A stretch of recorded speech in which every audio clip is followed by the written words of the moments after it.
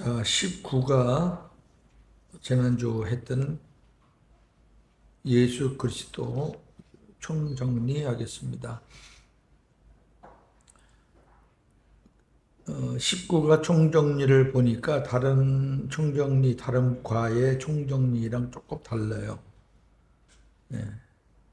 다시 이렇게 반복하는 게 아니라 다른 쪽으로 이렇게 돌려서 질문을 하고 그런 식으로 되어 있네요. 보니까 우리 교재에 있는 대로 이렇게 진행을 하겠습니다. 사실 세례와 출애굽, 그 다음에 예수 그리스도, 그 다음에 오늘 배울 성령, 다음 주에 배울 율법과 복음, 가장 중요한 핵심들이에요. 그것만 알면 뭐 나머지는 부수적인 것들이에요, 사실은. 성부, 성자, 성령, 삼위일체. 그 다음에 구약의 역사는 오늘 현재의 역사다. 그 다음에 복음 안에서의 예수 그리스도의 비하와 승귀. 이제 오늘 성령에 대해서. 오늘은 좀 내용이 짧은데요.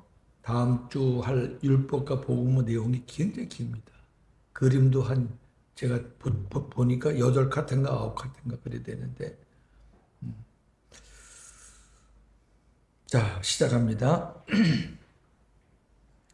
우리 주님의 이름은 어떤 의미를 가지고 있는가? 첫째는 예수, 둘째는 그리스도. 예수는 주, 혹은 구주, 혹은 구원주. 구주라는 게 구원주의 약자죠. 이렇게 다양하게 쓴다고 말이에요. 일단 예수라는 이름은 한마디로 말하면 구원이에요, 구원. 구원하시는 분. 근데 그리스도는 기름 부음을 받은 자. 구약에서는 메시아라고 그랬죠. 메시아는 히브리 말이고 그리스도는 헬라 말입니다. 같은 뜻이에요. 하나님께서 기름 부음을 부어 가지고 하나님께서 보내시는 자예요. 구약에서는 제사장, 왕, 선지자가 그랬어요. 그 다음에 복음의 문이 열리면서는 그 삼직을 다 갖고 계신 예수님에게 기름을 부어서 보내신 거예요. 구약에서는 여러 사람들이 기름 부음을 받았지만 이제는 신약에서는 예수님 한 분만.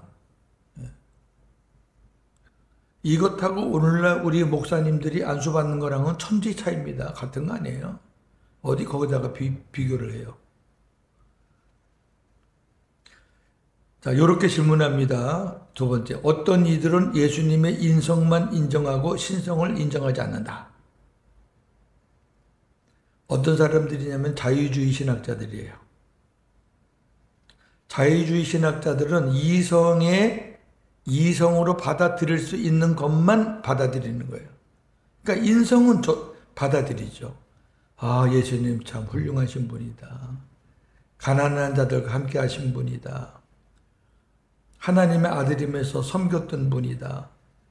그걸 엄청 강조하니까 듣기는 아주 은혜스럽죠. 그러다가 이제 신성에 관한 거 나오잖아요. 예수님이 바다 위를 걸으셨다. 오병이어 떡 5개 물고기 2마리로 엄청나게 많은 사람을 먹였다. 뭐 5,000명은 장정수자만이니까 뭐 몇만 명 되는 거죠. 그런 게 나올 때는 어떻게 한다고요? 제자들이 쓴 사람들이 다 제자잖아요. 마태, 마가, 누가. 어두운 밤에 착각을 했다. 착각을 했다. 그리고 오병이어. 아, 그때가 점심때고 예수님 말씀 들으러 빈손으로 왔겠나. 도시락 갖고 왔고 그거 까서 먹었다. 그게 자유주의예요. 그게 예수님의 인성만 인정하는 거예요. 신성은 인정하지를 않아요. 그런데 성경에서는 이렇게 말하고 있습니다. 예수님의 신성을 말하는 거죠. 요한복음 1장 1절에서 3절. 태초에 말씀이 계시니라. 이 말씀이 하나님과 함께 계셨으니 이 말씀은 곧 하나님이십니다. 그가 태초에 하나님과 함께 계셨고 만물이 그로 말미암아 지은 바 되었으니 지은 것이 하나도 그가 없이는 된 것이 없느니라. 아멘. 이건 하나님이, 예수님이 하나님이라는 거잖아요. 신성이죠. 그러면 어떤 이들의 주장은 그냥 묵살시키는 거예요. 또 반대가 있어요. 어떤 이들은 예수님의 신성만 인정하고 인성을 인정하지 않아요. 성경은 어떻게 말씀하고 있는지. 무슨 말이냐면 이 사람들은 이렇게 얘기하는 거죠. 인간의 몸은 더럽다. 어떻게 하나님의 아들이 인간의 몸으로 오실 수가 있느냐. 아, 그 부정하다. 아주 굉장히 거룩한 척하고 말하는 거예요. 어떤 사람들이 그래요? 영지주의자들. 그노시스라고 영지주의자들은 육은 더럽고 영은 깨끗하다. 그러면 성경에서는 예수님의 인성을 인정하나 안 하나 보면 알 거 아니에요. 요한복음 1장 14절. 말씀이 육신이 되어 우리 가운데 거하시네. 우리가 그의 영광을 보니 아버지의 독생자의 영광이요 은혜와 진리가 충만하더라. 아멘. 아니, 말씀이 육신이 되잖아요. 인간이 되잖아, 인간이. 아주 더 구체적인 거. 누가복음 2장 7절. 첫 아들을 낳아 강도로 싸서 그 위에 누였으니 이는 여관에 있을 곳이 없으리라. 아, 태어났잖아요, 갓난아기로. 어? 여기 첫 아들이라고 한 거는 마리아가 예수님은 성령으로 잉태했지만 나머지 아들들은 많이 낳았어요. 형제예요. 형제가 있어요. 그러니까 인성을 인정하지 않는 무리들도 묵살시키면 돼요. 별별 말 다 합니다. 그러니까 여러분들이 지금 고목사 말을 들으니까 맞다고 긍정을 하지만 인정을 하지만 이거를 주장하는 사람들의 말을 들으면요 혹합니다. 왜? 그쪽으로 연구한 사람들이니까 얼마나 그쪽으로 설득력이 있겠어. 그래서 예수님의 인성을 강조하는, 인성을 아주 많이 강조하는 사람들이 자주 쓰는 용어가 이겁니다. 조심하세요. 나사렛 예수라는 거. 그 절대 좋은 소리 아닙니다. 나사렛을 붙이는 거는 예수님의 인성을 강조하는 단어입니다. 나사렛에서 무슨 하나님의 선지자 나오겠네. 세상 사람들이 말한 거지 하나님께서 말씀하신 게 없어요. 근데 이 자유주의 신학자들이 쓴 책을 보면은 나사렛 예수가 무지무지가 많이 나오거든요. 어떤 사람은 또 나사렛 예수의 이름으로 기도합니다 그래요. 그 정신 나간 사람이에요. 그 뭣도 모르고 그러는 거예요. 무슨 나사렛 예수 이름으로 기도를 해. 굉장히 혼란스럽고 복잡합니다 여러분. 쉽게 생각하시면 안 돼요. 제가 꼭 우리 고 목사님하고 이제 다가 나누면서 얘기를 했어요. 내가 영상을 보면서 참 신기한 게 있다. 저도 이해가 안 되는 게 있다. 그랬어요. 요즘 우리 예사랑교회 영상이 조회수가 많이 올라가요. 200명 정도, 150원 다 넘어가요. 근데 200 가까이 가는 것들이 많은데 연초만 해도 100명 겨우 넘었거든요. 근데 신기한 거는 크로스웨이 조회수가 제 설교 조회수랑 비슷하거나 더 많아요. 야, 이게 뭐지? 설교는 길어야 3, 40분이고 이거는 1시간 반인데 그리고 옛날같이 조금 켜놓는 거는 그거는 조회수가 안 잡힌대요 지금은. 어느 정도 넘어가야지 조회수가 잡힌다 그래요. 그러니까 그 사람들이 어떤 내용을 들었다는 건데, 봤다는 건데, 아니, 크로스웨이를 왜 이렇게 많이 보지? 그 제 생각에는 크로스웨이에 추억이 있는 사람들이 많아요. 제가 삼천포, 익산, 경산을 목회할 때는 크로스웨이 안 하는 교회가 없을 정도로 할 정도로 많이 했어요. 그때 추억이 있는 사람들이 많은 거예요. 왜? 지금 안 하니까 이거를. 제가 이 책을 구입하려고 또 사전 조사하려고 서초동에 있는 월간 목회사를 제가 2번 방문했잖아요. 그래갖고 이제 이런저런 얘기를 했는데 요즘 크로스웨이 교제 사가는 목사들이 없어요. 가뭄에 콩나듯이 온대요. 제가 가니까 얼마나 반가워하는지. 막 이것저것 막 서비스도 막 책자도 주고 그래요.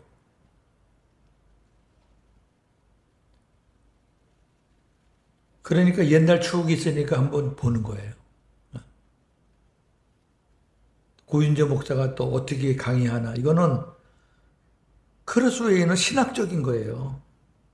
설교는 신학적인 게 바탕이 있지만 그거를 제가 살을 붙여서 하는 거고, 크로스웨이는 신학적인 거, 성경적인 거 그대로 노출시키는 거기 때문에 이 크로스웨이를 듣는 사람들 고윤재 목사의 신학 사상이 어떻다는 것을 분명히 알게 되는 거거든요. 그 조심스럽죠, 저도. 그래서 더 신중하게 잘해야 되겠다 이런 생각을 해봅니다. 그리고 그 크로스웨이 영상 보시는 분들께 감사도 드리고, 우리 여기 계신 분들은 뭐 복습하고 예습하고 하니까 한 2번씩은 보실 거니까. 그 다음에 또 이런 사람들이 있어요. 어떤 이들은 예수께서 승천하셨을 때 또다시 하나님처럼 어느 곳이든 계시기 위해 인성을 완전히 버리셨다. 그러니까 이 땅에 오실 때는 인성으로 왔다가 승천하실 때는 이제 세상을 떠나니까 인성을 다 포기하고 다시 신성으로 돌아갔다는 얘기거든요. 근데 우리 지난주 배울 때는 그랬어요, 안 그랬어요? 안 그랬죠. 신성은 한 번도 끊어진 적이 없다. 제가 옛날에 실수했던 거 여러분 앞에 고백했잖아요. 하나님의 영광을 버리고 이 땅에 올 때는 인성만 가지고 왔다라고 제가 잠깐 얘기했다가 제가 취소했어요. 큰일 납니다, 그러면. 신성은 끊어지는 게 아니에요. 신성을 갖고 있었지만 예수님이 신성을 사용을 안 하신 거지 신성이 없는 건 아니에요. 왜? 신성이 없는 순간 그 나약한 인간일 뿐인데 안 돼요. 완전한 인간이 될 수가 없어요. 그래서 근데 성경은 어떻게 말하고 있는가? 승천하신 다음에 인성이 있나 없나 확인하면 될 거 아니에요? 자, 사도행전 1장 9절과 11절. 이 말씀을 마치시고 그들이 보는데 올려져 가시니 구름이 그를 가려 보이지 않게 하더라. 이르되 갈릴리 사람들아 어찌하여 서서 하늘을 쳐다보느냐. 너희 가운데서 하늘로 올려지신 이 예수는 하늘로 가심을 그대로 오시리라 하였느니라. 아멘. 너희들이 보는 것 같이 올라가고 너희들이 본 대로 내려온다는 얘기는 그 보는 게 인성이에요, 신성이에요? 인성이지. 신성을 어떻게 봐? 마지막 강림하실 때도 인성으로 오시는 거예요. 영광의 주님으로. 인성과 신성을 같이 갖고 계신 분이기 때문에 인류를 구원할 수 있고 모든 권능을 행할 수 있는 거예요. 5번째, 또 이렇게 말합니다. 어떤 이들은 예수님의 주요한 사명은 율법에서 옳고 그른 것이 무엇인가를 사람들에게 가르치신 것이었다고 말한다. 율법주의자들. 그래서 지금도 율법주의자들은 예수님의 가르침을 율법적으로 푸는 거예요. 근데 성경은 어떻게 말씀하고 있는가? 진짜 그런가? 갈라디아 4장 4절 5절. 때가 차매 하나님이 그 아들을 보내사 여자에게서 나게 하시고 율법 아래에 나게 하신 것은 율법 아래에 있는 자들을 속량하시고 우리로 아들의 명분을 얻게 하려 하심이라. 아멘. 반대인데요. 율법 아래에 있는 사람들을 구원하기 위해서 오셨는데 무슨 율법의 가르침을 이게 옳고 그렇고 그걸 가르쳐요? 만약에 그렇다 그러면 예수님은 모세의 종이에요. 예수님은 모세보다 못한 사람이에요. 율법을 가르치고 그걸로 끝났다면. 고린도 후서 5장 15절. 그가 모든 사람을 대신하여 죽으심은 살아있는 자들로 하여금 다시는 그들 자신을 위하여 살지 않고 오직 그들을 대신하여 죽었다가 다시 살아나신 이를 위하여 살게 하려 하니. 아멘. 율법대로 살라고 가르치는 게 아니라 예수님을 위해서 살라고, 너희를 대신하여 죽었다가 살아나신 그분을 위해서 살라고 가르치는 게 복음이에요. 요한일서 3장 8절. 죄를 짓는 자는 마귀에게 속하나니 마귀는 처음부터 범죄합니다. 하나님의 아들이 나타나신 것은 마귀의 일을 멸하려 하심이라. 아멘. 마귀의 일 중에서 율법도 있잖아요. 율법이 갖고 노는 장난감이 마귀가 갖고 노는 장난감이 율법이에요. 그래서 요거 잘 지키나 안 지키나 그걸 가지고 사람들을 싸움을 붙이고 시시비비를 걸게 하고 남을 판단 정지하게 하고 전부 다 율법 갖고 그 짓 하는 거예요. 마귀가. 근데 예수님이 그걸 한다고요? 그렇게 하는 그 놈을 예수님은 멸하기 위해서 오신 거예요. 이따가 이제 발등상 할 때 얘기할게요. 6번째. 예수님이 완전하신 하나님이시며 동시에 완전한 사람이시라는 사실이 왜 중요한가? 이래서 중요합니다. 인류를 죄와 사탄과 사망과 율법에서 구원하시기 위해서는 네 가지예요. 죄에서 구원, 사탄에게서 구원, 사망에게서 구원, 율법에서 구원하기 위해서는 전능하신 분이셔야 하고, 또한 온전한 대속을 위해서는 여기 완전한 사람이라는 얘기는 무죄하다고 말해요. 무죄. 죄가 없으면 완전한 거 아닙니까? 무죄한 사람이어야 하기 때문에. 자, 고린도후서 5장 21절. 하나님이 죄를 알지도 못하신 이를 우리를 대신하여 죄로 삼으신 것은 우리로 하여금 그 안에서 하나님의 의가 되게 하려 하십니다. 아멘. 죄를 짓고 안 짓고 문제가 아니라 예수님은 죄를 알지도 못해요. 이 말은 죄와는 아무 관계가 없는 분이에요. 죄를 몰라, 그분은. 근데 너 죄인이야 하고 온 인류의 죄를 다 뒤집어 씌운 거예요. 왜? 저와 여러분들을 의롭게 만들기 위해서. 그래서 예수님은 인성과 신성을 반드시 갖고 오셔야 되는 거예요. 7번은 제가 강조한 거죠. 사도신경은 후대 사람들이 사도들의 가르침을 신조화한 것이지, 문서화한 것이지 성경은 아니다. 제가 이제 사도신경에 대해서 조금 터치를 하니까 혹시 어떤 분들이 목사님이 좀 너무 오버하는 거 아니야? 여러분, 사도신경은 성경이 아니에요. 제가 주기도문을 가지고 만약에 타치했다 그러면 문제가 있지. 이건 성경이니까. 사도신경은 제자들이 연구해서 요거다 하고 만든 거예요. 그렇기 때문에 성경, 복음에 비춰볼 때 부족한 것이 있어요. 사도신경에 대해서 여차 제가 얘기하는 것은 전혀 잘못된 것이 아닙니다. 자, 제가 다시 강조합니다. 요 세 가지는 사도신경에 반드시 들어가 있어야 되는 거예요. 왜? 우리의 신앙 고백이니까. 사실 초대교회 때 사도들이 신앙 고백한 거를 그래서 속사도 시대 뭐 교부들 그 사람들이 쭉 전통적으로 이제 문서화, 신조화 시켜가지고 신앙으로 문서화 시켰다 그 말이에요. 그래서 내려온 것을 우리도 따라가는 거예요. 그래서 이 사도신경은 이단이냐 아니냐를 판가름하는 하나의 시금석이 됐어요. 그거는 저도 인정을 해요. 잘못된 교회, 이상한 교회는 사도신경 안 합니다.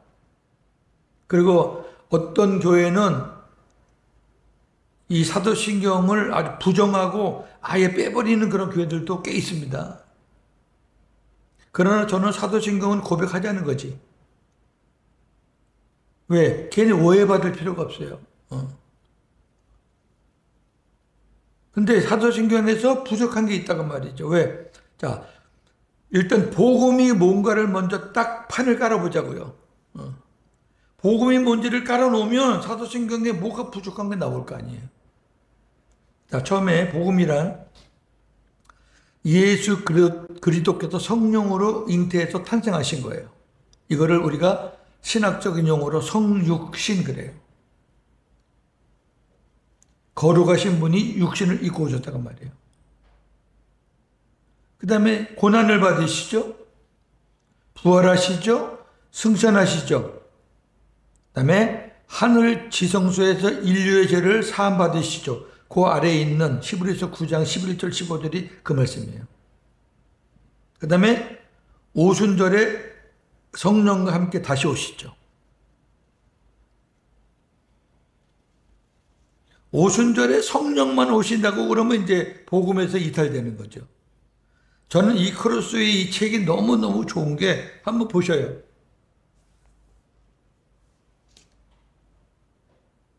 이따가 보겠지만 한번 보시라고. 요 노란색은 육신으로 오신 예수님이고 흰색은 영으로 오신 예수님이에요. 그러니까 신성에 가는 거는 흰색을 표현했고 인성에 가는 것은 노란색으로 표현한 거예요. 이 크로스의 기자가. 오순절 성령 강림도 성령이 오실 때 그리스도 함께 오셨잖아요. 이분이 말씀을 하시고 역사를 하시는데 뭘 근거로 하시느냐? 말씀을 통해서 하시잖아요. 이 그림 하나로 이 웬투 목사님의 신학 사상은 정확한 거예요. 네, 복음이에요. 근데 이렇게 말 안 하고 성령만 오시고 예수님은 하나님 보좌 우편에 앉아 계시다 그러니까요. 그러면 문제가 안 풀립니다. 성경에 예수님이 내 안에 계시다는 말씀이 수백 번 나오는데 그럼 예수님이 여기 계시고 성령만 계시다 그러면은 뭐 생각으로 꿈으로 사모하는 마음으로 계시는 거야 그거는? 그거 설명이 안 돼요. 저나 여러분이 지금까지 속았던 게 그거잖아요. 율법에 있을 때 속았던 것 중에 하나가 그거예요.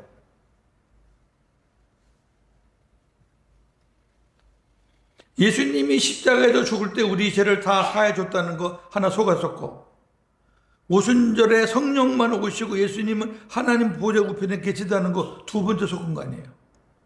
그게 안 되면은 여러분 복음이 풀리지가 않아요.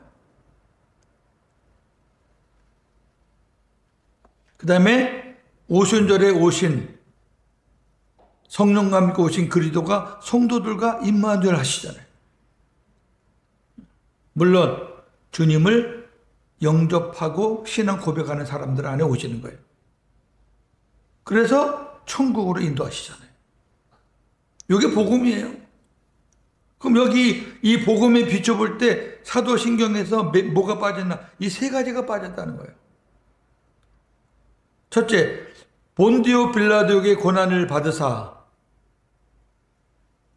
이거를 유대인들과 본디오 빌라도에게 고난을 받으사로 수정을 해야 됩니다. 지난 시간에 제가 말씀을 전했던 거예요. 요한복음 19장 11절.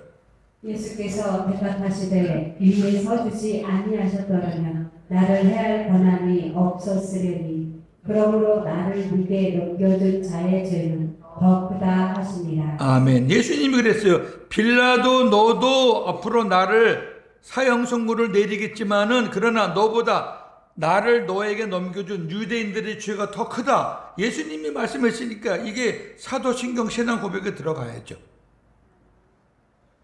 제가 왜 이걸 강조하냐면은 이게 안 들어가니까 예수님이 십자가 죽었다는 것을 전부 다 빌라도에게 다 뒤집어 씌우니까 유대인들은 빠져나가는 거예요. 그 빠져나가면 안 돼. 그 인간들은 왜 빠져나가? 빠져나가면 안 돼요. 예수님이 니네가 더 크다 그러는 죄가. 사실 본디오 빌라도는 예수님을 풀어주려고 무지무지하게 노력한 사람이에요.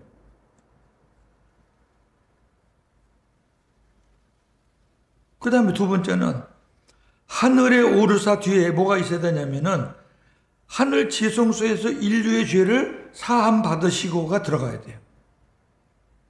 이건 제가 안 읽겠어요. 지난 공부할 때 했고 또 오후 예배 때도 또 했고 분명히 예수님이 이 땅이 아닌 하늘 지성소에 단번에 들어가셔서 저와 여러분들의 죄를 다 탕감받으셨다. 이 땅에서 제사장이 짐승의 피를 갖고 들어가도 사해 주셨는데 예수 그리스도 피를 갖고 올라갔는데 하나님이 하물며 사해 주시지 않겠느냐 그랬잖아요. 이게 왜 빠졌냐고. 그리고 왜 목회자들이 왜 이 얘기를 안 하냐고. 왜 전부 다 십자가에서 다 사함받았다고 그러냐고. 십자가에서 다 이뤘다라는 거는 구원을 다 이뤘다가 아니라니까. 왜? 구원을 다 이뤘다 그러면 십자가로 끝나야지. 그러면 기독교가. 그 뒤에 부활서부터 엄청 많은데 무슨 다 이루었다가 무슨 구원을 다 이루었다예요. 하나님이 예수님을 뜻이 있어서 이 땅에 보냈잖아요. 이 땅에 하나님이 보낸 목적은 죽으라는 거죠. 죽으라고 이름을 예수라 그런 거예요. 너 죽어 인류를 위해서. 그 일을 다 마쳤다 그 말이에요. 그 일을. 이 부분만 나오면 제가 소리가 커져. 목회자들하고 신앙 토론하는 것도 이런 것 때문에 토론하는 거예요.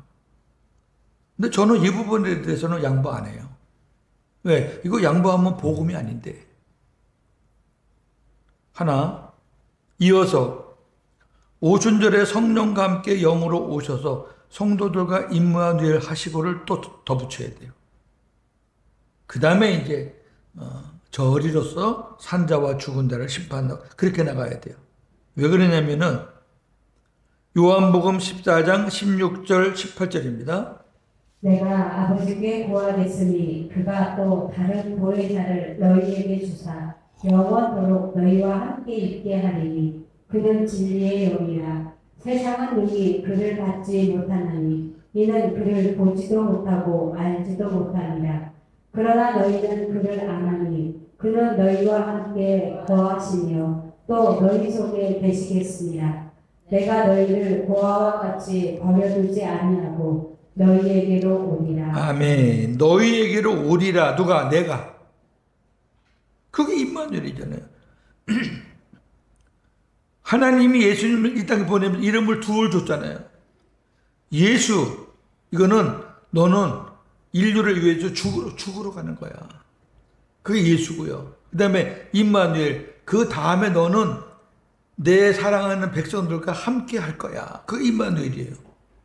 그 이름만 우리가 연구해도 주님이 나와 함께 계신다는 거는 해답이 나와 있는 건데 뭐. 태어날 때부터 그게 약속되어 있는데 근데 왜 저와 여러분들은 그걸 왜 그렇게 무시하고 살았냐가 말이야. 그러니까 힘들게 살지. 내 안에 주님이 안 계신데 지 혼자 어떻게 이 험한 세상을 살아. 힘들죠. 제가 고윤재 목사가 12, 13년 전에 복음을 깨닫고 왜 이렇게 행복하게 살아. 딱 하나예요. 임마누엘 신앙 때문에. 다른 거 없어요. 제가 저희 집사람하고 싸우면 제가 집니다, 이제는. 목소리가 제가 우선 져요. 예. 제가 옛날에 같이 율법 사람이라 그랬으면은 우리 사모가 저 못 이깁니다. 절대로 못 이깁니다. 저 이긴 사람이 없었어요.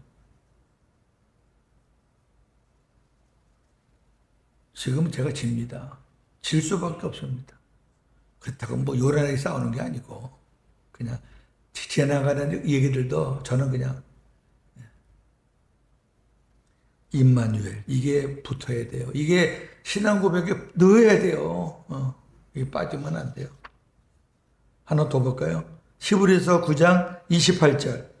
이와 같이 그리스도도 많은 사람의 죄를 감당하시려고 단번에 들이신 바 되셨고 구원에 이르게 하기 위하여 죄와 상관없이 자기를 바라는 자들에게 두 번째 나타나시리라. 아멘. 두 번째 나타난다는 게 마지막 오시는 거 아니라니까. 재림을 주장하는 사람들은 이걸 갖고 재림이라 그래요. 마지막 오시는 거는요, 구원할 사람 건져내고 구원받지 못한 사람 불에 던지기 위해서 오시는 거예요. 쫙 갈라지는 거예요. 근데 우리를 구원에 이르게 하기 위하여 오신다는데 무슨 그게 마지막이냐고. 그러면 마지막 때에 와서 무슨 다시 또 다른 과정이 있는 거예요? 또 기회를 또 한 번 주는 거예요? 말도 안 되잖아요. 구원에 이르게 하기 위해는 이거 성화예요, 성화. 하나님의 백성들이 구원에 이르도록 함께 해주고 지도하고 가르치고 그게 구원에 이르게 하기 위해 아직 갈 곳이 멀다는 얘기예요. 근데 이게 무슨 마지막 강림이냐고. 저와 여러분들 안에 오신 복음 안에서 우리 안에 임마누엘로 오신 그분을 말하는 거잖아요. 그죠? 그게 두 번째 나타나신다 그랬잖아요. 그리고 성경 어디를 봐도 예수님이 마지막 때 오시는 것을 재림이라고 말한 부분이 한 부분도 없다 그랬잖아요. 있으면 내놓으라고 그랬어요. 제가 있으면 내놔. 목사님들 좀 내놔. 없잖아. 그 엄밀히 말하면 두 번째 온 거는 우리 안에 오신 게예요. 그리고 마지막 때 오시는 거. 그러니까 성경은 전부 다 마지막 강림, 마지막 때 강림 그렇게 얘기하잖아요. 마지막 때 강림이라는 거는 오순절 때도 강림했다는 것을 내포하는 거예요.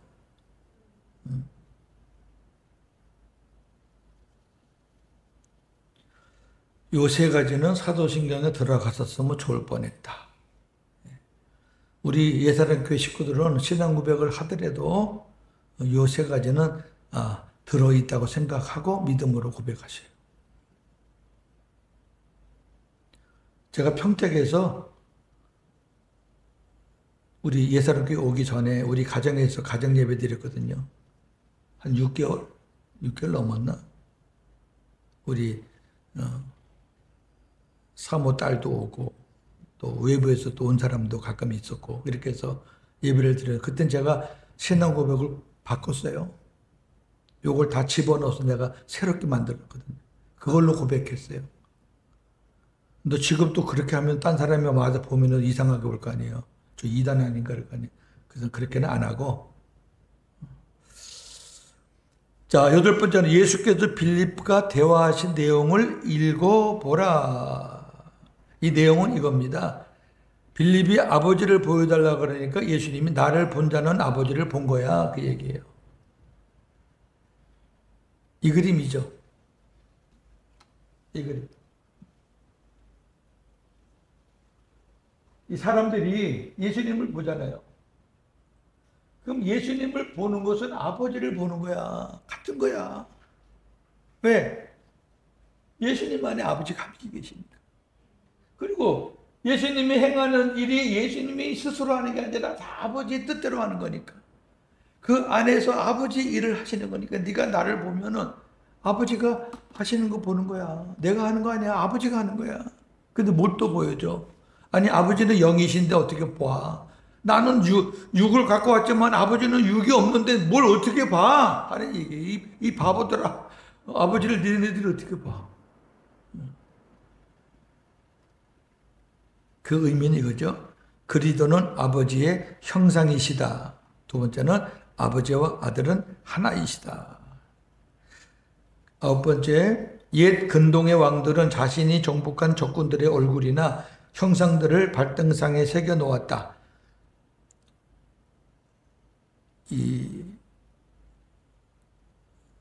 로마 같은 경우는요, 정복한 나라가 엄청 많았어요. 또 로마가 강성할 때는 로마 황제 그 발등상에 나라가 12나라, 13나라 이렇게 새겨졌대요. 제가 이게 참고를 보니까. 그러니까 뭐 싹쓸이했잖아요, 로마가. 그러면 예수님의 발등상이라는 단어가 나오거든요. 여러 번 나오는데, 자, 에베소서 1장 22절, 23절. 만물을 그의 발 아래에 복종하게 하시고 그를 만물 위에 교회의 머리로 삼으셨느니라. 교회는 그의 몸이니 만물 안에서 만물을 충만하게 하시는 이의 충만함입니다. 아멘. 여기는 이제 발 아래, 이게 발등상이에요. 그럼 예수님이 만약에 왕자에 앉아 계신다면 예수님 아래에 있는 발등상에는 어떤 것들이 새겨져 있을까? 6가지예요. 요거예요, 요거.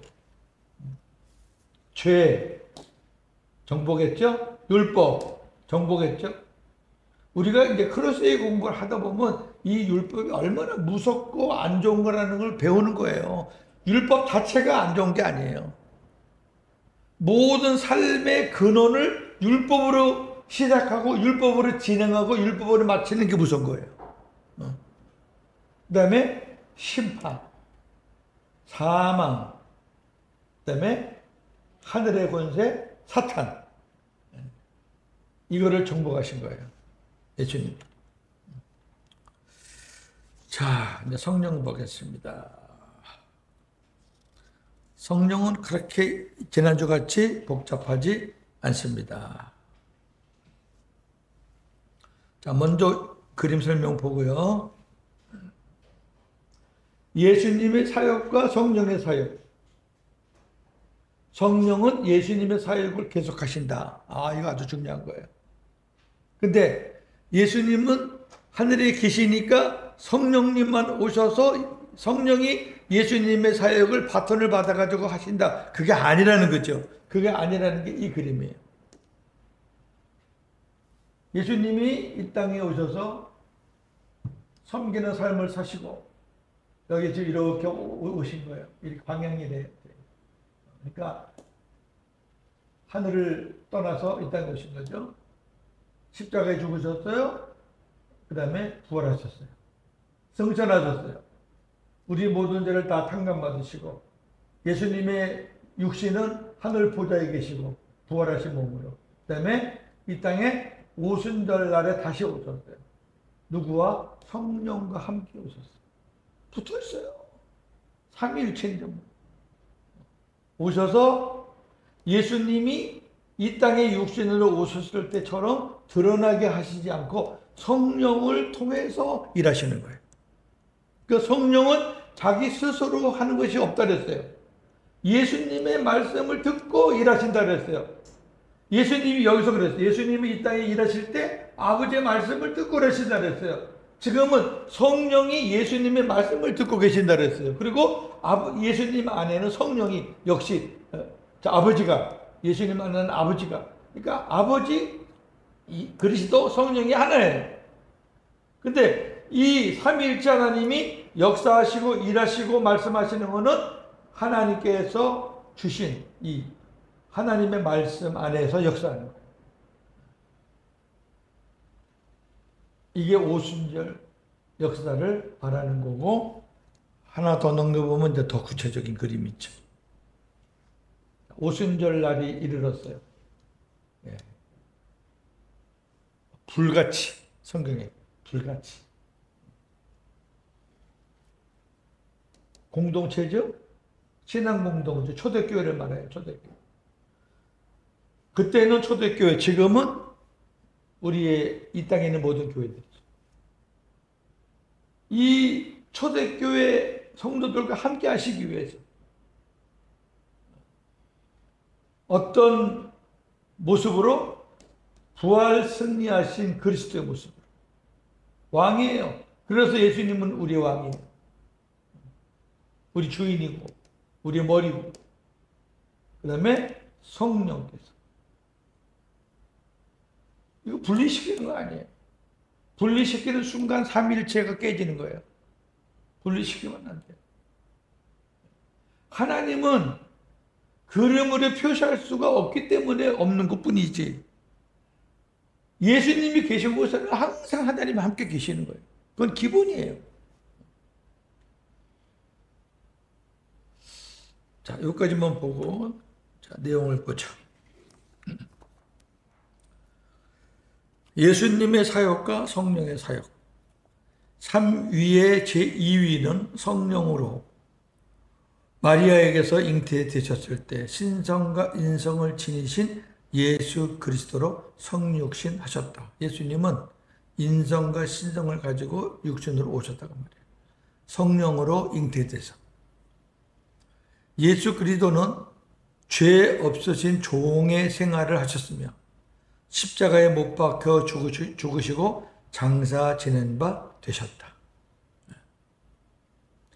예수님은 안식 후 첫날, 주일이죠. 새벽에 죽은 자 가운데서 살아나셨으며 하늘로 올리우심을 받으셨다. 예수님이 승천하신 거 아니에요? 올리우심을 받으신 거예요. 누가복음 24장 51절. 축복하실 때에 그들을 떠나 하늘로 올려지시니. 하늘로 올려지시니. 아까 사도행전 1장 9절도 마찬가지. 올려지시니. 하나님께서 올리시는 거예요. 요 수동태냐 능동태냐 이런 게 굉장히 중요한 거예요. 네, 성경에서는. 예수님은 승천하시기 전 제자들에게 성령을 보내실 것을 말씀하셨죠. 우리 요한복음 강해를 들으셨기 때문에 제가 강의하기 훨씬 쉬운 거예요. 성령을 보낸다고 여러 번 말씀하셨어요. 또한 자신이 직접 오셔서 제자들과 함께 하시겠다고도 약속했잖아요. 아까 봤잖아요. 나도 너희를 고와 같이 버려두지 않고 오겠다 그랬잖아요. 또 자신과 성부 하나님이 제자들에게 오셔서 함께 거하실 것도 말씀했어요. 삼위 하나님이 다 오신다는 거예요. 언제? 오순절 때. 다 오신다는 거예요. 자, 이제 증명을 해야죠. 과연 성경에서 그런가? 자, 요한복음 14장 26절은 성령이 오신다는 겁니다. 시작. 보혜사 곧 아버지께서 내 이름으로 보내실 성령 그가 너희에게 모든 것을 가르치고 내가 너희에게 말한 모든 것을 생각나게 하리라. 아멘. 네. 성령을 보내겠다. 요한복음 14장 16절 20절은 진짜 많이 봤죠. 저하고 같이 많이 봤는데 여기는 성부, 성자, 성령이 다 오신다는 거죠. 다시 한번 읽겠습니다. 내가 아버지께 구하겠으니 그가 또 다른 보혜사를 너희에게 주사 영원토록 너희와 함께 있게 하리니 그는 진리의 영이라. 세상은 너희 그를 받지 못하나니 이는 그를 보지도 못하고 알지도 못합니다.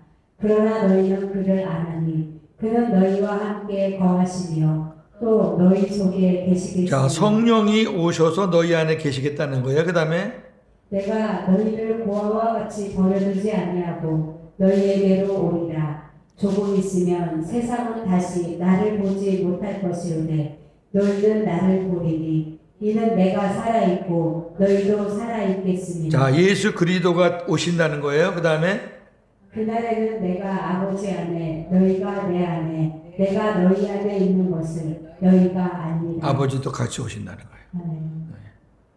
네, 더 구체적으로 하나 더 붙였어요. 요한복음 14장 23절. 예수께서 대답하여 이르시되 사람이 나를 사랑하면 내 말을 지키리니 내 아버지께서 그를 사랑하실 것이요 우리가 그에게 가서 거처를 그와 함께 하리라. 아멘. 우리가 누구예요? 우리가 아버지, 예수 그리스도 아버지. 지금 아버지 얘기하잖아. 너희가 나를 사랑하면 아버지하고 나하고 너에게 들어가서 살게. 그럼 저와 여러분 안에 아버지도 계시는 거고, 그리스도 계시는 거고, 성령이 계시는 거지 뭐 더 말할 게 있나요? 이 성경 3개면 끝나는 거 아니에요? 세 개도 필요 없어요. 요한복음 14장 16절 20절만 갖고도 충분히 삼위일체 하나님이 우리 안에 계시다는 거 증명할 수 있어요. 자, 네 번째. 임마누엘로 우리 안에 오신 그리스도는 성경의 말씀을 근거로 우리에게 말씀하시고 성령을 통하여 자신의 사역을 계속하신다.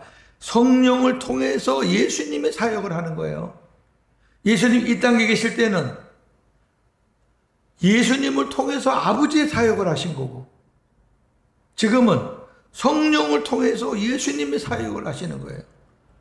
자, 요한복음 16장 13절에서 15절. 진리의 성령이 오시면 그가 너희를 모든 진리 가운데로 인도하시리니 그가 스스로 말하지 않고 오직 들은 것을 말하며 장래 일을 너희에게 알리시리라. 그가 내 영광을 나타내리니 내 것을 가지고 너희에게 알리시겠습니다.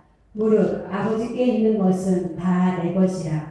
그러므로 내가 말하기를 그가 내 것을 가지고 너희에게 알리시리라 하였노라. 아멘. 이 본문도 삼위일체 하나님이잖아. 성령은 자기 스스로 독단적으로 뭐 하시는 분이 아니야. 내가 말을 해야지 내 것을 가지고 너희에게 역사하는 거야. 그럼 나는 아버지께 있는 것이 내 거기 때문에 나는 아버지의 것을 성령에게 말하고 성령은 내 말을 듣고 역사하고 삼위 하나님이 같이 하시는 거니까.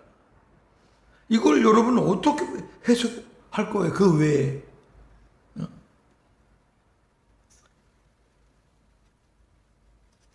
근데 성경의 말씀을 근거로 한다는 것을 이 윈트 목사님이 정확하게 여러 번 강조해요. 우리가 하나님의 말씀을 들을 때 하나님의 말씀 듣는데 기록된 말씀을 벗어나면 안 돼요. 바울도 고린도전서에 뭐라 그랬냐면은 하나님의 말씀을 내가 넘어서지 않겠다 그랬어요. 아볼로와 내가 하나님의 기록된 말씀을 내가 넘어서지 않겠다. 뭐 예언한다, 뭐 한다 하는 사람들이 별 이상한 말 다 하잖아요.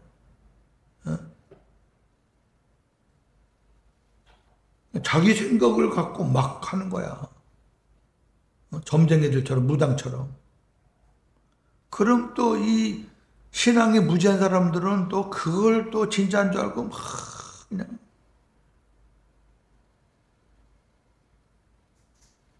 하나님의 말씀이 근거가 돼야 됩니다. 자, 그 다음 넘기시고. 요그림이에요. 오순절 날이 이미 이름에 시내산과 오순절을 비교합니다. 하나님은 시내산에서 그의 백성들 가운데 내려오셨다. 그랬죠? 자신이 그들의 하나님이 되고 그들이 자신의 백성됨을 선포하셨다. 너희가 지키면 너희 하나님이 되고 그렇지 않으면 아니다. 그들과 더불어 언약을 체결하시고 그들을 가르칠 율법을 주셨다. 그들을 시내산으로부터 광야를 지나 약속의 땅까지 인도하셨다. 비록 거의 다 죽었지만 또 2세, 3세대들이 들어갔어요. 이거를 오순절로 봅니다. 부활하시고 승천하신 예수님은 오순절에 그의 새 백성 가운데 내려오셨다. 그는 이미 자신이 그들의 주님이 되심을 선언하시고 행할 바를 가르치셨다. 요한복음 쪽 보면 다락방 강화도 그렇고 계속 그는 그들 가운데 거하시면서 그들이 최종적으로 영원한 약속의 땅에 들어갈 때까지 이 광야 세상을 인도하실 것을 약속하셨다. 그들 가운데 거하시면서. 네, 요 그림. 그들 가운데 공동체 안에 거하시면서.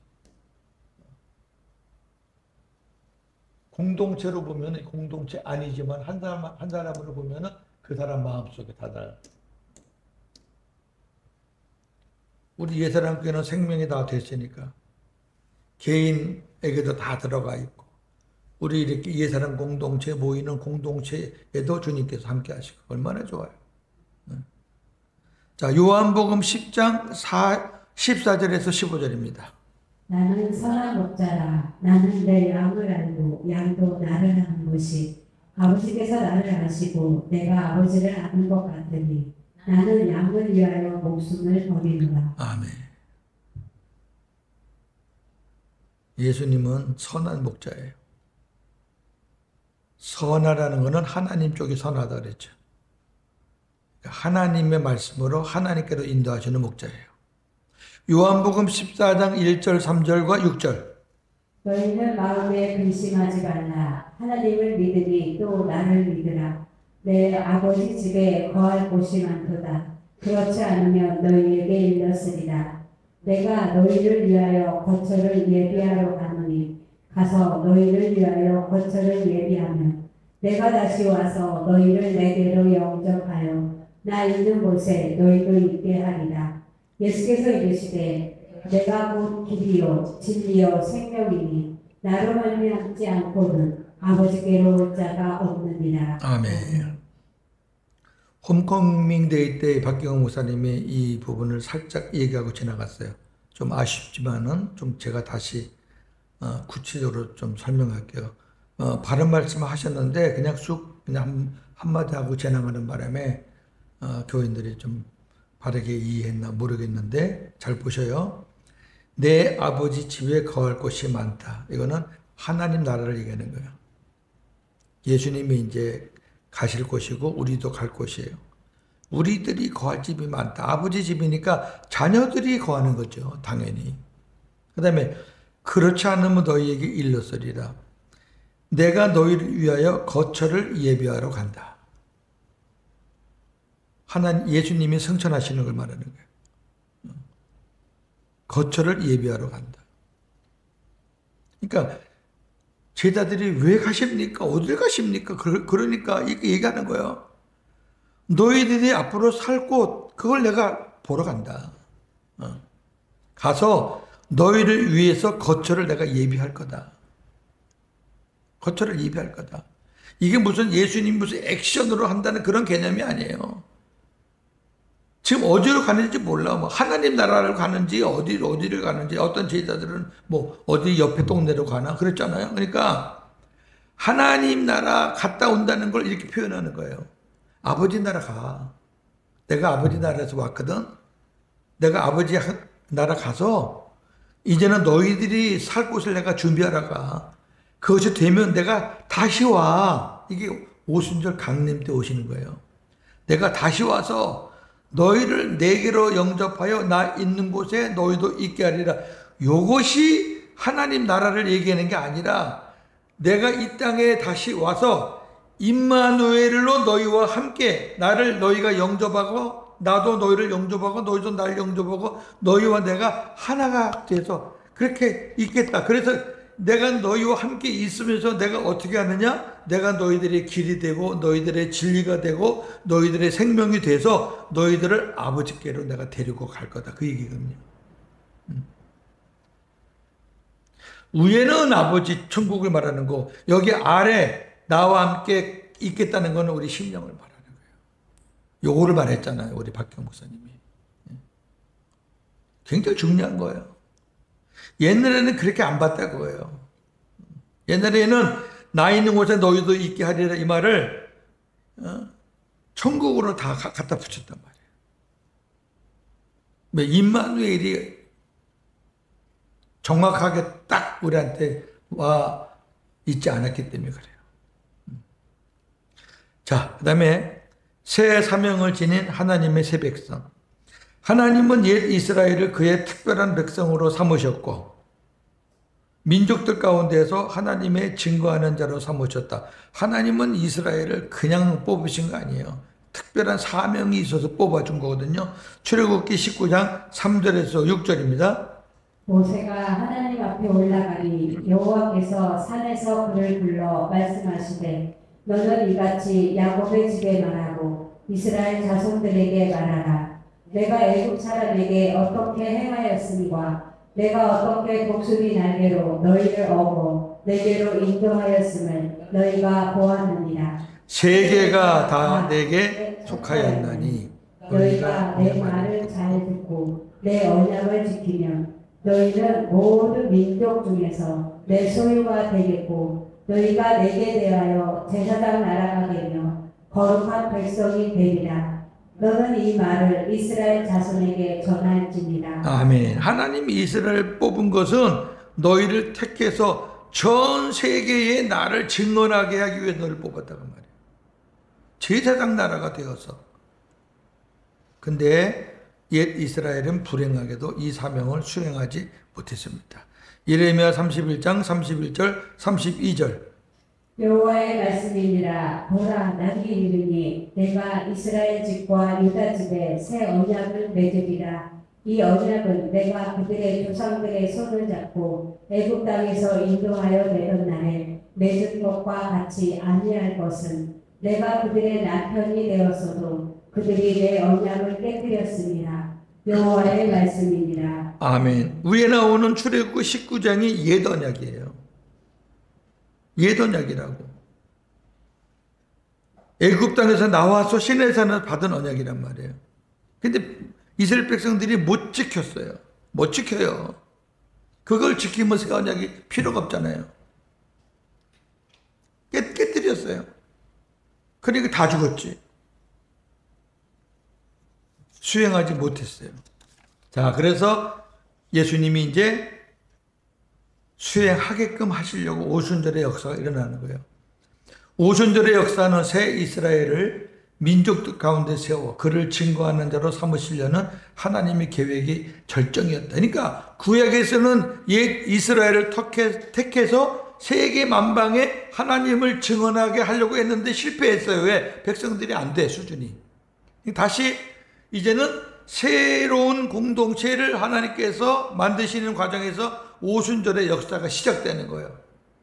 옛날에는 중보자가 모세였는데 이제는 중보자가 예수 그리스도예요. 하나님의 계획이 이제 절정인데 그 계획이 뭐죠? 사도행전 1장 8절입니다. 오직 성령이 너희에게 임하시면 너희가 권능을 받고 예루살렘과 온 유대와 사마리아와 땅 끝까지 이르러 내 증인이 되리라 하시니라. 아멘. 이거예요. 내 증인이 되라 그러면 또다시 율법으로 가는 거예요. 또 못해. 그래서 이게 시제 이게 너무너무 중요한 거예요. 능동, 수동, 과거 완료, 현 이런 게 저희들이 이 원어 공부할 때는 그것만 보는 거예요. 그거. 왜? 그게 키거든. 해석이 키. 만약에 예루살렘과 온 유대와 사마리아 땅끝까지 이르러 내 증인이 되라 그러면은 저는 여러분 또 못해. 똑같아요. 율법이니까 못해. 어떻게 우리가 증인이 돼요? 증인이 되리라는 건 뭐예요? 너희가 못하기 때문에 성령을 너희에게 보내줘서 성령이 너희들로 하여금 하게 한다 그 말이에요. 이게 복음이잖아요. 저는 여러분이 할 수 있는 게 뭐가 있는데 이따가 마지막에 나오지만 아무것도 없어요. 성령께서 하게 하시니까 하는 거예요. 오순절 강림의 핵심은 복음을 증거하는 교회 공동체를 세우는 것이다. 오순절 강림을 통해서 교회가 탄생했어요. 예루살렘 교회, 초대교회라고 그래요. 그 다음에 수많은 교회들이 탄생했어요. 우리가 성경에 나와 있는 에베소, 빌립보 전부 다 그 교회잖아요. 고린도. 구약의 시내산 사건과 신약의 오순절 사건은 병행한다. 같은 메시지라고. 오순절은 실패한 옛 이스라엘을 벗어나 새로운 새 이스라엘이 출발하는 장면이다. 오늘날 모든 교회 공동체는 오순절 사건을 모체로 한다. 할렐루야! 예, 이게 중요한 거예요. 오순절 교파라고 있어요. 오순절 교파. 오순절 교파가 주장하는 건 뭐냐면은 오순절은 반복되고 계속된다. 지금도 사도행전 2장의 역사가 동일하게 일어나야 된다. 그게 오순절파예요. 대단히 위험합니다. 그러니까 이상한 거 보고 그게 성령의 임재라고 그러고. 예수님이 이 땅에 오신 것도 한 번이고요. 예수님이 승천하신 것도 한 번이에요. 단번. 히브리서에 단번, 한번, 단번 많이 나와요. 성령이 하나님 나라에서 이 땅에 오신 것도 한 번입니다. 단회적인 사건이지. 지금 역사하는 거는 그때 오신 성령이 역사하는 거지. 그때 오신 성령은 오순절 그때만 역사하셨고 지금은 또 시대가 바뀌어서 성령이 또 와야 돼. 이런 소리가 어디 있어요?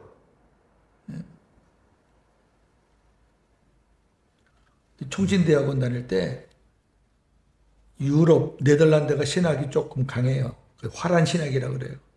화란 신학을 한 차 아무개 교수님하고 그 다음에 웨스트민스터 신학을 공부한 권 아무개 목사님하고 공청회를 했어요. 뭐 갖고? 이거 갖고. 오순절 이거 갖고. 화란에서 오신 목사님은 오순절의 반복성을 얘기하는 거예요. 자기 나름대로. 그러니까 오순절의 반복성을 말하는 사람들은 맨날 성령이 오시옵소서 해야 돼. 근데 권 목사님은 오순절의 단회성을 다 논리정연하게. 그분 대단한 분이죠. 예. 총신대학원 교수 오래 하시다가 대구 동신교회 가서 또 수십 년 하시다가 이제 은퇴하셨는데 그분에 관한 에피소드가 있어요.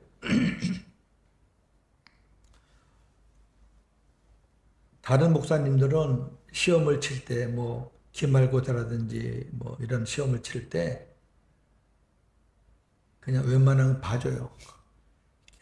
컨닝해서 봐주고 이렇게 노트 꺼내놓고 봐주는데 권 목사님은 애초부터 여러분 나한테 걸리는 게 아니라 하나님 앞에서 죄 짓지 맙시다. 이렇게 하고 이제 시험을 봐요. 근데 졸업고사라고 있잖아요. 그건 형식이에요. 그냥 기본만 되면은 다 그는 통과시키는 건데 어떤 학생이 그때 전도사죠. 어떤 학생이 노트를 펴서 보다가 걸렸어요. 과락을 시켰어요. 그 해 졸업을 못했어요. 그래서 그 학생이 신학생 때는요, 그 1년 유보된다는 게 참 힘들거든요. 왜? 빨리 목회하고 싶은 거야, 그때는. 따지러 갔는데요. 권 목사님이 그 전도사 학생을 안고 울었대요. 우리 하나님 앞에 지금부터 이렇게 작은 거를 죄를 지으면 나중에 전도사님 목회할 때 어디까지 갈지 몰라. 나도 잘못 가르친 죄가 있고 전도사님도 잘못한 죄가 있으니까 우리 1년 동안 자숙하면은 더 큰 목회자가 될 거라고. 그렇게 울어가지고 에피소드 유명해요. 그때 같이 울었던 그 전도사님이 엄청 큰 교회 담임으로 갔다는 거. 이게 사실이거든요. 오순절은 단회적인 사건입니다. 자, 그 다음에 이제 하나님의 은혜의 방편이에요. 이제 성령의 이제 역사를 보는 거예요. 어떤 일을 하시는가. 하나님의 은혜의 방편은 무엇인가?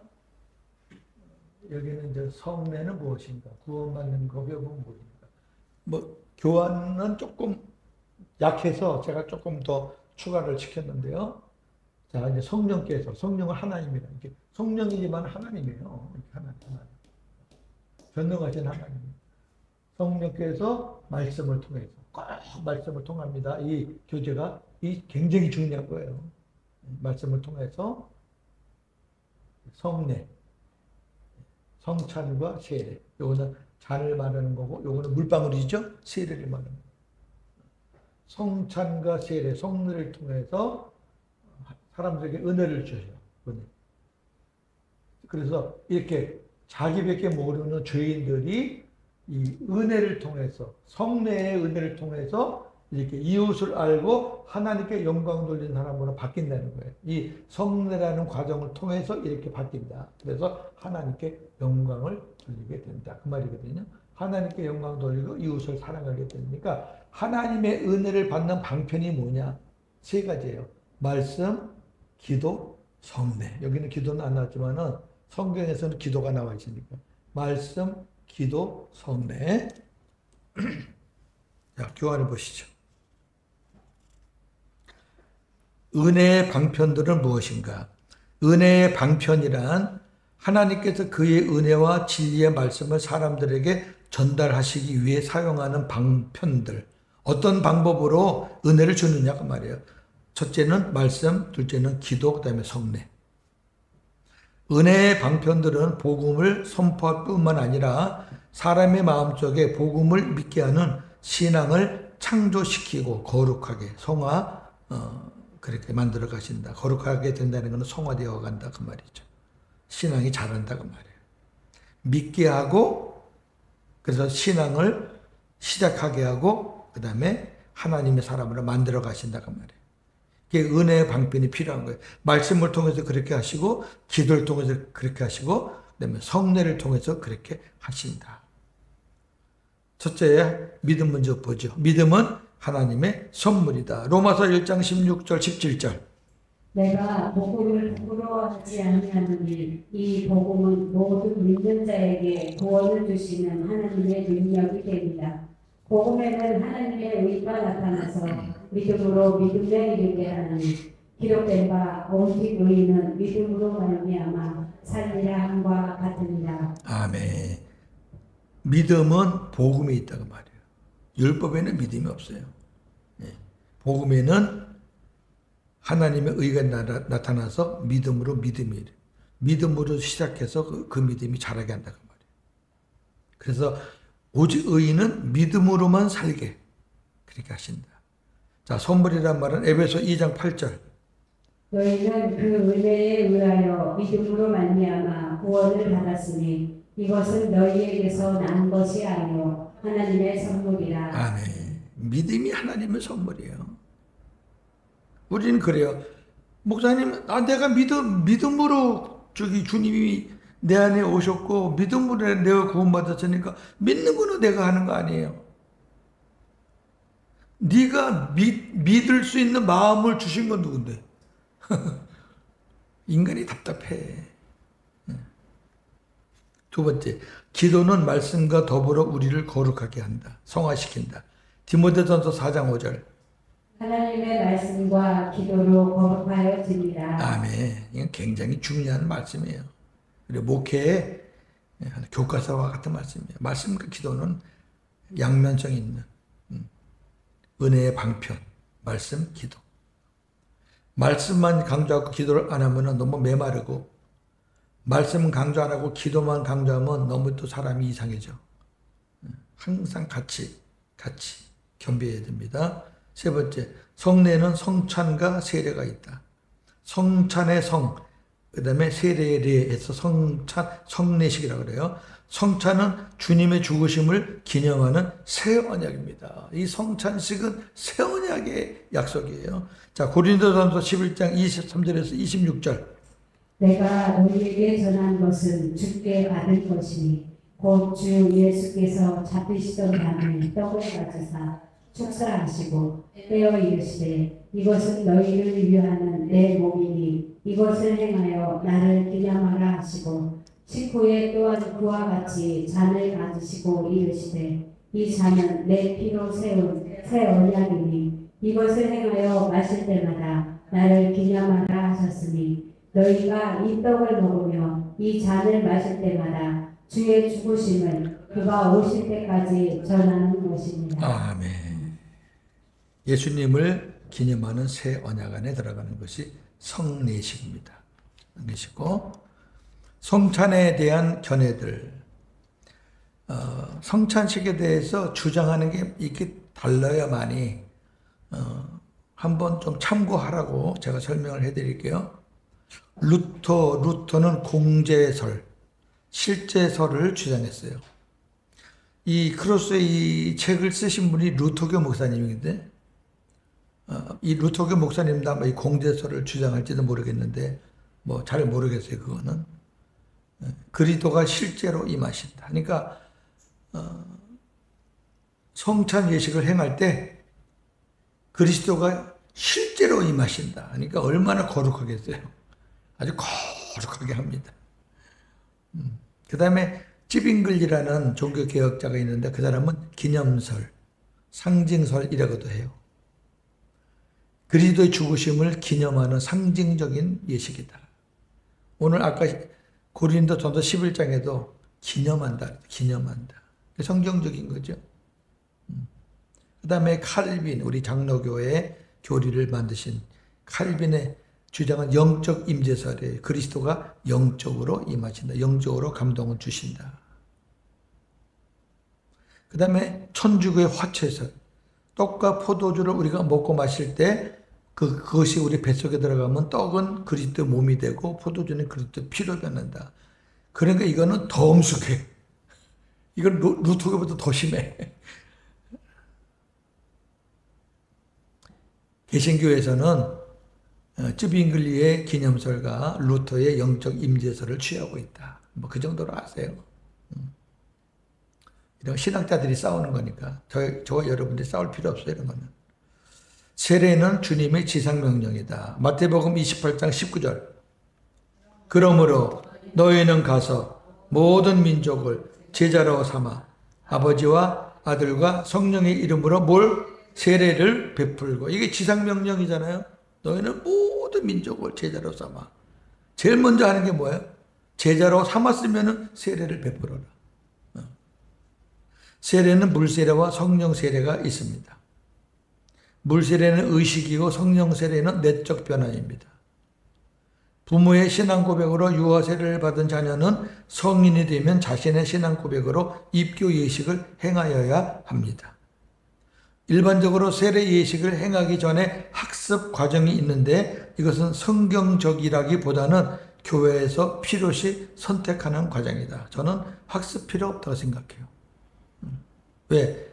지식 어느 정도 알았다 그래서 세례 주는 거 아니거든요. 이것만 있으면 돼요. 세례는 주님을 나의 구주로 영접하여 주님을 나의 왕으로 주인으로 머리로 모시고 살겠다는 신앙 고백만 있으면 줄 수 있습니다. 할렐루야. 너 언제든지 줄 수 있어요. 이걸 갖고 너무 복잡하게 할 필요 없어요. 저도 옛날에요. 이거 저한테 세례 받기 힘들었어요. 문답 쳐가지고 점수 안 좋으면 내년에 새로 해 그랬어요. 지금 생각하면 무식하게 짝이 없어요. 뭐 그것 좀 잘 쓴다고 뭐. 네. 자, 마지막 그림입니다. 이 큰 손은 성령의 손이에요. 여기 성령 있죠? 성령의 손. 성령께서 하나님의 말씀을 통해서 우리에게 주시는 선물들이 와 엄청 많아요. 하나하나 다 풀어보죠. 풀어보겠습니다. 성령은 우리에게 성경을 조명해 주신다. 첫 번째 1번이에요. 성경을 조명해 주신다. 고린도전서 2장 13절. 사람의 지혜가 가르친 말로 아니하고 오직 성령께서 가르치신 것으로 하니 영적인 일은 영적인 것으로 분별하느니라. 아멘. 우리가 성경을 볼 때 흰 종이에 검은 글씨야. 그죠? 근데 성령께서 감동을 주시고 조명, 성령의 눈을 뜨게 하면은 그 하나님의 말씀이 꿈틀꿈틀 내려와요. 막 살아서. 와, 어떤 말씀은 그 말씀이 자기를 때리기도 하고. 로마서 1장 16절, 17절 앞에서 루터가 꼭 꼬꾸라진 거죠. 왜? 루터는 신부예요. 어릴 때부터 행위, 고난, 보석 이런 거 배웠어요. 그래서 성지순례 이런 데 가서 일부러 그 수백 계단 되는 데를 무릎으로 기어서 올라. 왜? 고행. 근데 로마서를 읽다 보니까 이게 뭐야? 구원은 믿음으로 되는 거 아니에요? 믿음. 오직. 거기서 하나님 뒤집어 놓은 거예요. 성령의 감동이 없을 때는 그냥 하얀 바탕에 검은 글씨예요. 근데 성령의 역사는 그 순간 그 믿음이라는 단어가 역사를 하는 거예요. 사람을 바꿔놓는 거예요. 기가 막힌 거죠. 그래서 루터가 쓴 로마서가 굉장히 아주 좋은 책이에요. 왜? 그 사람은 행위와 믿음이라는 것을 몸소 체험한 사람이니까 아주 구체적인 사례까지 넣어가지고 아주 천주교를 신랄하게 비판하죠. 그러니까 이제 천주교가 가만히 보니까 저놈 봐라 저거. 저거 얼마 전까지만 해도 우리 집안에서 우리 밥 먹은 놈이 저 이제 얼마나 꼴보기 싫겠어요. 예전에 유대인들이 사도 바울 보듯이 사도 바울도 얼마나 꼴보기 싫겠어요.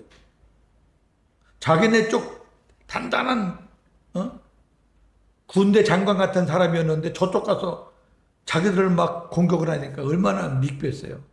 루터도 그랬다고요. 그러니까 이 천주교에서 로마 카톨릭이죠.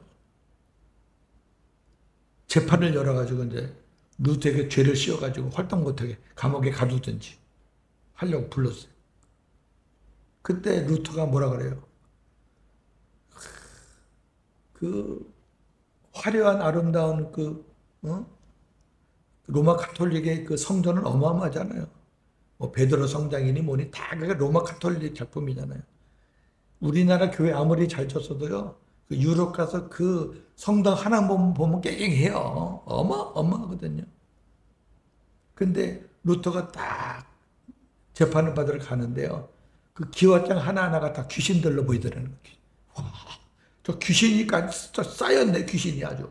그래서 내 주는 강한 성이요. 그 루터가 만든 거잖아요. 곡은 딴 사람이 만들었겠지. 그 가사가.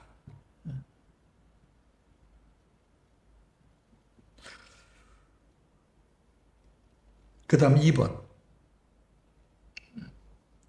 성령은 우리에게 나의 존재는 뭐예요? 내가 죄인이라는 것과 심판을 받을 것을 깨닫게 해주는 거예요. 이거 너무 중요하죠. 성령이 그렇게 안 해주면 우리가 무슨 내가 왜 죄인이야? 내가 사람을 때려잡았어. 근데 성령께서 딱 나를 비춰주시면 아유 내가 죄인이구나. 세 번째, 성령은 우리에게 그리스도의 구원 사역에 관하여 가르쳐 주셨다. 이거 좀. 두 번째는 요거죠. 내가 죄인이네. 이게 다른 사람이 죄인 아니야? 내가 죄인이네. 내가 내 멋대로 사는 게 이게 죄인이네. 그러면 죽으면 사망이네. 그러면 나중에 양과 염소가 있는 심판 때 가는 나는 염소네. 죽네. 이걸 깨닫게 되는 거예요. 그 다음에 예수님에 관해서 성령께서 아주 자세하게 가르쳐 주시는 거예요. 왜 성령은 예수님에 관해서 증언하시는 분입니다. 그 다음에 네 번째, 성령은 우리가 그리스도를 마음에 영접하고 받아들이고 그리스도를 믿고 의지하는 신앙을 창조하신다. 이 험한 이 험한 세상에서 이게 뭐예요? 이게 뭐 같아요? 튜브. 험한 세상에서 튜브를 잡아요. 왜? 안 그러면 물에 빠져 죽어요. 그렇게 해서 하나님, 여기 이제 다른 그림 보면 이 튜브하고 하나님하고 연결돼요. 하나님께서 딱. 이렇게 세상에서 하나님을 의지할 수 있는 방법을 또 성령께서 가르쳐 주세요. 다섯 번째, 성령은 우리에게 그리스도의 자녀로서 어떻게 살아야 할 것을 가르쳐 주시며 또한 그렇게 행할 수 있도록 힘을 주신다. 넘기시고, 성령은 우리가 천국에서 마지막 영접을 받을 수 있도록 끝까지 지켜주십니다. 이게 마지막 이거 주님의 주님. 우리가 어떻게 행하는 것, 주님 닮아가는 것도 성령이 가르쳐 주시는 거고, 그 다음에 마지막에 주님이 이렇게 팔 벌리는 것은 우리를 맞이하는 거예요. 어서 와라. 고윤재 어서 와라. 박미자 어서 와라. 이다영 어서 와라. 우리 권사님, 전도사님, 우리 목사님 다 어서 와라. 여기까지 인도하신 분이 성령이에요. 여기까지 인도하신 분이, 자, 에베소서 4장 30절. 하나님의 성령을 근심하게 하지 말라. 그 안에서 너희가 구원의 날까지 인치심을 바라느니라. 아멘. 구원의 날이 이 날이에요. 주님께 가는 날. 그때까지 성령이 도장 딱 찍어가지고 너는 내가 책임질게. 거기까지 가시는 거예요. 7번째. 성령은 공동체 유익을 위해서 각 사람에게 각종 은사를 주신다. 요거는 여기 교재 없는 건데 제가 포함시킨 거예요. 고린도전서 12장 7절에서 11절. 각 사람에게 성령을 나타내시는 유익하게 하려 하십니다. 어떤 사람에게는 성령으로 말미암아 지혜의 말씀을, 어떤 사람에게는 같은 성령을 따라 지식의 말씀을, 다른 사람에게는 같은 성령으로 믿음을, 어떤 사람에게는 한 성령으로 병 고치는 은사를, 어떤 사람에게는 능력 행함을, 어떤 사람에게는 예언함을, 어떤 사람에게는 영들 분별함을, 다른 사람에게는 각종 방언 말함을, 어떤 사람에게는 방언들 통역함을 주시나니 이 모든 일은 같은 한 성령이 행하사 그의 뜻대로 각 사람에게 나누어 주시는 것입니다. 아멘. 이 부분에 대해서는 제가 고린도전서 강의 때 아주 상세하게 말씀을 전하기로 하고, 자, 마지막 챕터. 내가 한 것인가 성령께서 하신 것인가. 그리스도를 믿게 된 사람 중에 이렇게 말하는 사람이 있어요. 내가 그리스도를 발견했다. 내가 그리스도를 영접했다. 고 하는 사람들이 있다. 그럼 그 사람들은 이 질문에 한번 답을 해봐라. 내가. 첫째, 누가 우리에게 하나님의 말씀을 주셨는가? 누가 우리로 하여금 말씀과 접촉하게, 만나게 하셨는가? 누가 우리로 하여금 그 말씀 메시지에 관해 생각하도록 하셨는가? 그냥 듣고 흘릴 수도 있는데 왜 그 말씀이 계속 잔상에 남아가지고 생각하도록 하셨는가? 누가 그랬나? 네가 그랬니? 누가 그것을 받아들이도록 우리를 설득하셨는가? 누가 구원을 위해 그리스도를 믿는 신앙을 우리에게 주셨는가? 누가 우리에게 우리가 그의 제자로서 무엇을 행하기를 원하고 있는가를 가르쳐 주고 계시는가? 누가 우리로 하여금 계속 믿고 행할 수 있도록 힘을 주시는가? 누가 우리로 하여금 죽을 때까지 신앙과 생활을 유지할 수 있도록 능력을 부여해 주시는가? 누가 영생을 얻게 하여 주시는가? 위의 것 중 우리가 어느 하나라도 할 수 있는 것이 있거나 우리가 한 것이 있나요? 여기 앞에 고윤재라고 쓰면 하나 또 뭐가 될 게 있나요? 웃기는 소리지. 여기서 누가라는 이 자리에 들어가실 분은 성령뿐이신 줄로 믿습니다. 우리가 고백할 말은 뭐예요? 할렐루야, 하나님을 찬양합니다. 이거밖에 없어요. 마치겠습니다. 감사합니다.